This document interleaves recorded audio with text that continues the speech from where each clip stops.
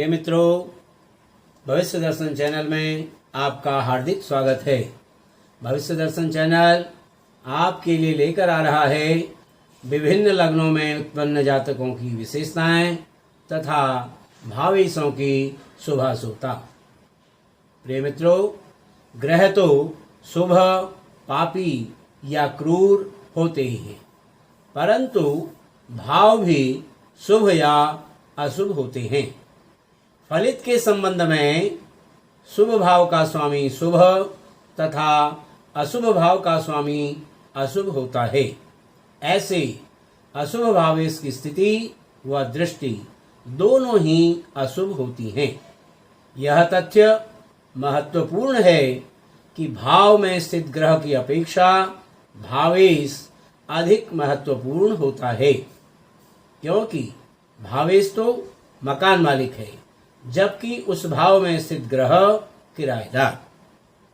जो पाठक यह जानना चाहते हैं कि उनकी कुंडली में विभिन्न भावों के स्वामी कौन कौन से ग्रह हैं तथा वे भावेश उनके जीवन में शुभ फलदायक यानी कि कारक रहेंगे या अशुभ फलदायक यानी कि अकारक रहेंगे, उन्हें अपनी लग्न वाली कुंडली से यह ज्ञात हो जाएगा कि उनके जीवन के विभिन्न पहलुओं जैसे शरीर, जैसे आप यहाँ पर देख रहे हैं ये धनु लग्न की कुंडली है, तो भावेश से लग्नेश से ये पता चल जाएगा भावेश की स्थिति से कि इस जातक की शारीरिक स्थिति कैसी रहेगी, धन की स्थिति कैसी रहेगी, पराक्रम की स्थिति क्या रहेगी, सुख की स्थिति जीवन में क्या रहेगी, संतान की स्थिति क्या होगी, रोग की स्थिति क्या होगी और जाया की स्थिति क्या होगी, वैवाहिक संबंध किस प्रकार का रहेगा,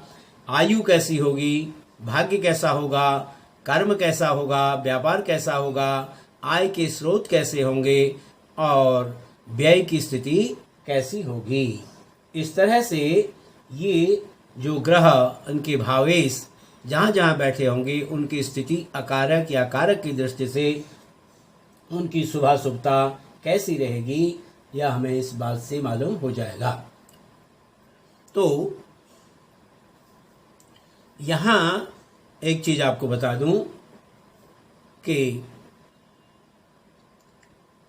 धनु लग्न की कुंडली है। इस धनु लग्न की कुंडली में जैसे ये लग्नेश, इसको हम प्रथमेश भी कहते हैं। अब यहाँ गुरु लग्नेश होने से यानी प्रथम भाव के स्वामी होने से गुरु जो है भावेश हो गए, प्रथमेश हो गए या लग्नेश हो गए। द्वितीय भाव में मकर राशि होने से शनि इसके द्वितीयेश हो गए। तृतीय भाव में कुंभ राशि होने से तृतीयेश जो है शनि बन गए। चतुर्थ भाव में मीन राशि होने से चतुर्थेश गुरु हो गए। पंचम भाव में मेष राशि होने से मंगल पंचमेश हो गए।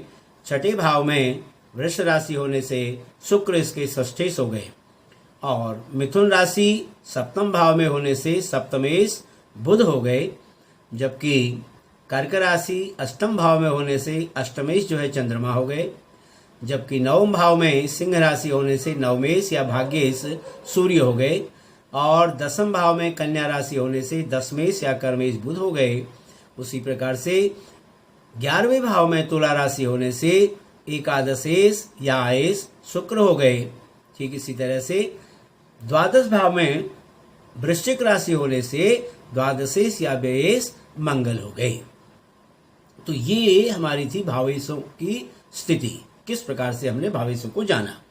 अब दूसरी बात मैं आपको बताना चाहता हूं कि भावों की जो शुभाशुभता है उसके बारे में। ये जो हमारा लग्न भाव है, प्रथम भाव है, ये प्रथम भाव हमारा उत्कृष्ट भाव कहलाता है। दूसरी बात, त्रिकोण पंचम भाव और नवम भाव, ये दोनों भाव हमारे अति उत्तम भाव कहलाते हैं। लग्न भाव हो गया अति उत्कृष्ट और पंचम और सप्तम भाव हो गया हमारा यहाँ पर अति उत्तम भाव।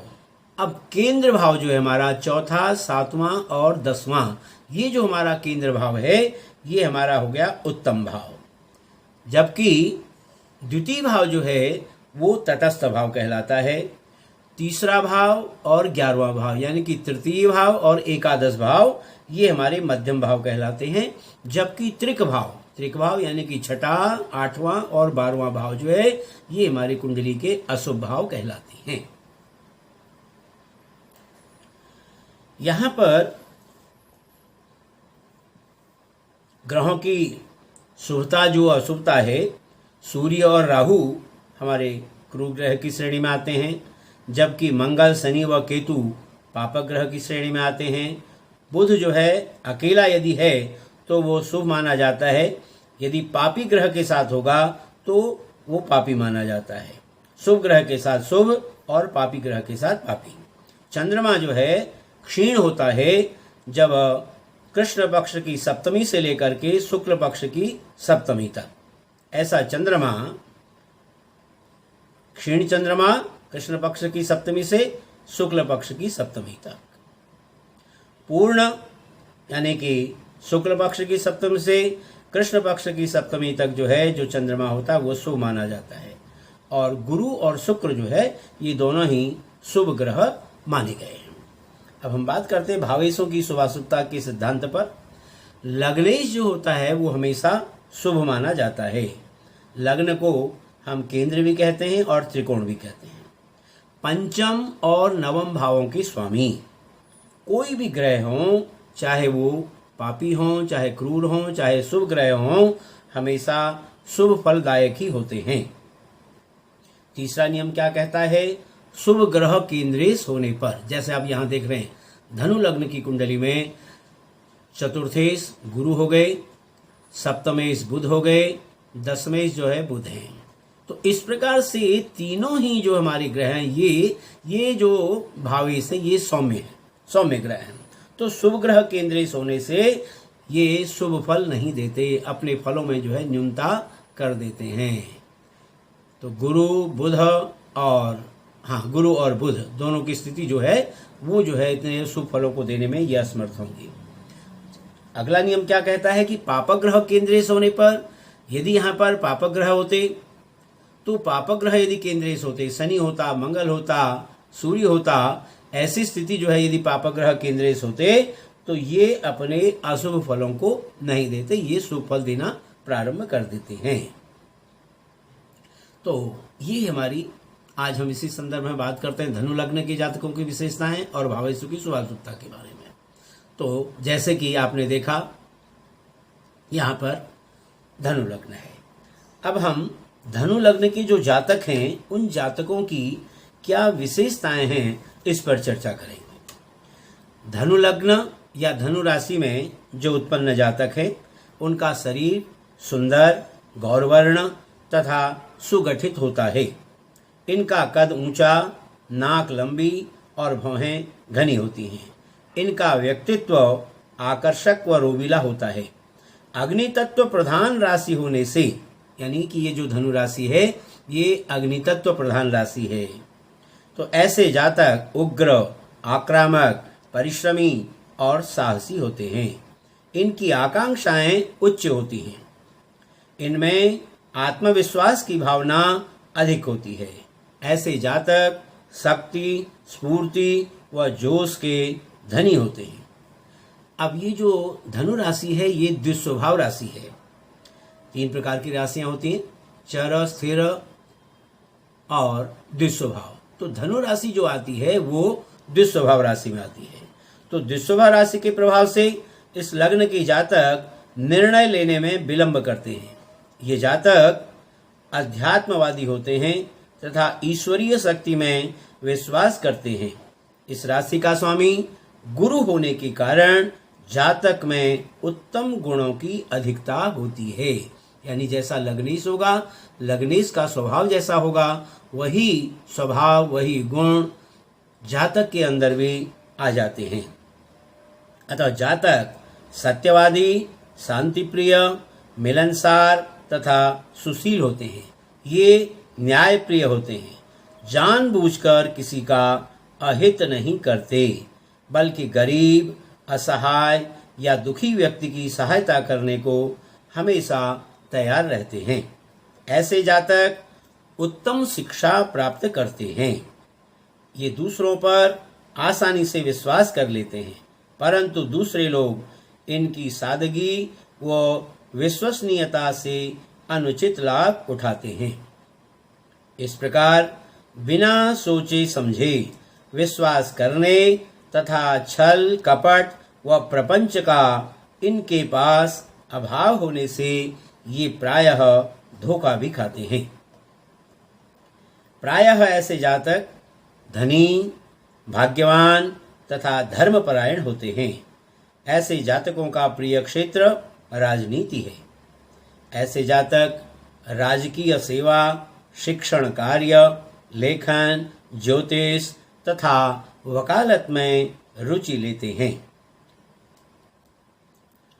तो ये था हमारा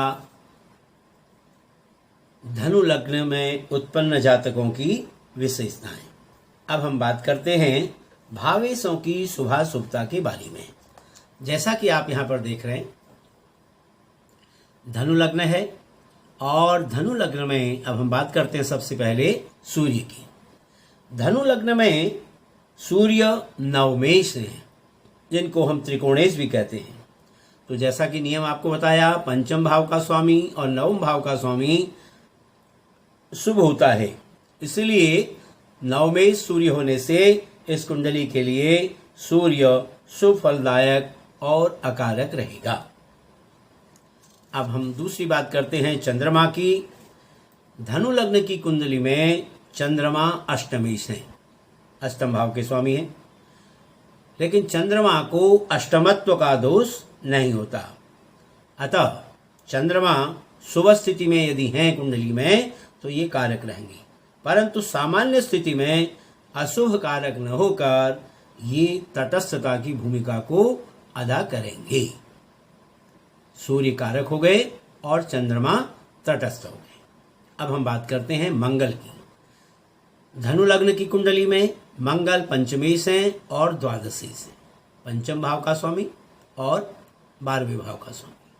तो इस तरह से मंगल द्वादशेश के रूप में फल न देकर पंचमेश के रूप में फल देगा। जैसा कि आपको बताया, पंचम भाव का स्वामी और नवम भाव का स्वामी कैसा भी ग्रह हो वो हमेशा शुभ फलदायक होता है। ऐसी स्थिति में यहाँ पर मंगल पंचमेश भी है और द्वादशेश भी, इसलिए उन्होंने द्वादशेश के रूप में फल न दे करके पंचमेश के रूप में फल दिया है, अतः कारक रहेगा। ऐसा जातक जो है कठिनाइयों के बावजूद उच्च शिक्षा प्राप्त करके अपने बुद्धि बल से धन प्राप्त करता है, क्योंकि यहाँ पर मंगल विद्या बुद्धि व संतान के स्वामी हैं, इसलिए ऐसा जातक जो है अपने बुद्धि बल से धन प्राप्त करता है और उच्च शिक्षा प्राप्त करता है। अब बात करते हैं हम बुध की। धनु लग्न की कुंडली में आप बुध देख रहे हैं, सप्तमेश हैं और दशमेश हैं। तो जैसा नियम आपको बताया कि शुभ ग्रह केंद्रेश होने से यहाँ पर 2 केंद्रों का स्वामी होने से यहाँ पर बुध को केंद्राधिपत्य दोष लगेगा, इसलिए बुध जो है वो केंद्राधिपत्य दोष से दूषित हो गए। एक तो सप्तमेश हो गए, सौम्य ग्रह हैं, और दूसरे जो है दशमेश हो गए। तो इस तरह से कुंडली में, धनु लग्न की कुंडली में बुध जो है वो अकारक रहेगा। अब हम बात करते हैं गुरु की। अब गुरु यहाँ पर जो है देख रहे हैं आप, गुरु लग्नेश हो गए और चतुर्थेश हो गए। तो नियम के अनुसार लग्नेश जो होता है वो अति उत्कृष्ट है। यहाँ पर सबसे गुरु लग्नेश और चतुर्थेश लग्न प्रधान फल होने के कारण गुरु केंद्रादि, यहाँ भी आप देख रहे हैं कि यहाँ भी केंद्र में 2 केंद्रों के स्वामी है गुरु, लेकिन लग्नेश होने के कारण यहाँ पर गुरु को केंद्राधिपत्य दोष नहीं लगा। यहाँ पर लग्नेश नहीं था, बुध सप्तमेश और दशमेश है, तो 2 केंद्रों का स्वामी होने से ये केंद्राधिपत्य दोष हो गया। लेकिन यहाँ पर भी 2 केंद्रों का स्वामी है गुरु, लेकिन गुरु जो है यहाँ पर लग्नेश हो गया। लग्नेश होने के कारण केंद्राधिपत्य दोष से मुक्त होकर के गुरु इस कुंडली के लिए पूर्ण कारक का कार्य करेगा। इसलिए ये जातक को बुद्धिमान व धनवान बनाता है तथा जातक के संतान व यश की वृद्धि करता है। अब बात करते हैं शुक्र की। धनु लग्न की कुंडली में आप देख रहे हैं शुक्र जो है षष्ठेश हैं और एकादशेश हैं। जैसा कि आपको बताया कि षष्ठेश जो है यानी कि ये त्रिक भाव का स्वामी है, 6, 8 और 12 इन भाव के स्वामी जो है ये त्रिक भाव है। तो यहाँ पर शुक्र जो है वो छठे भाव के स्वामी हो गए और यहाँ पर जो है 11वें भाव के स्वामी हो गए। यहाँ पर त्रि, षट और आय, तीसरे घर का स्वामी, छठे घर का स्वामी और 11वें घर का स्वामी भी जो है ये त्रिषडाय का दोष हो जाता है और त्रिक दोष भी हो जाता है। यानी 2 दोष होने से यहाँ पर इस कुंडली में शुक्र जो है वो पूर्ण रूप से अकारक और दूषित होकर के प्रबल अकारक हम इसको कह सकते हैं। प्रबल अकारक कैसे हो गया? क्योंकि 2 प्रकार का दोष जो है शुक्र को यहाँ पर लग गया। एक तो त्रिषड आय का दोष लग गया और दूसरा त्रिक दोष हो गया। तो इसलिए धनु लग्न की कुंडली में पूर्ण रूप से शुक्र जो है वो अकारक रहेगा, प्रबल अकारक रहेगा। अब हम बात करते हैं शनि की। धनु लग्न की कुंडली में शनि जो है यहाँ पर द्वितीयेश है और तृतीयेश है। द्वितीयेश के रूप में जो शनि की, यानी कि जैसा बताया आपको, जो द्वितीयेश होता है वो तटस्थ रहता है। तो द्वितीयेश के रूप में जो शनि की जो तटस्थता थी वो तृतीयेश होने से नष्ट हो गई। इसीलिए शनि जो है इस कुंडली में अकारक हो गया। तीसरे घर का स्वामी होने के कारण यह कि दूसरे घर का स्वामी ये तटस्थ हो गया और तीसरे घर का स्वामी जो है शनि यहाँ पर ये अकारक हो गया। इसलिए हम ये कह सकते हैं कि धनु लग्न के जातकों के लिए सूर्य, मंगल और गुरु ये तो है हमारे कारक। सूर्य भाग्येश हो गया इसलिए कारक हुआ, मंगल जो है पंचमेश हो गया इसलिए कारक हो गया, और गुरु जो है लग्नेश और चतुर्थेश, गुरु लग्नेश होने से ये कारक हो गया। और बुध, शुक्र और शनि, आप बुध को देख रहे हैं ये केंद्राधिपत्य दोष से दूषित हो गया। शुक्र जो है वो त्रिषट आय और त्रिक के कारण यहाँ पर दोषी हो गया, और यहाँ शनि जो है वो तृतीयेश होने के कारण अकारक हो गया। इस प्रकार से हम ये कह सकते हैं कि धनु लग्न की कुंडली में सूर्य, मंगल और गुरु कारक, बुध, शुक्र और शनि अकारक रहेंगे, जबकि चंद्रमा तटस्थ भावेश की भूमिका को अदा करेगा। प्रिय मित्रों, यह था धनु लग्न में उत्पन्न जातकों की विशेषताएं एवं भावेशों की शुभाशुभता। आशा है आपको हमारी यह वीडियो अच्छी लगी होगी।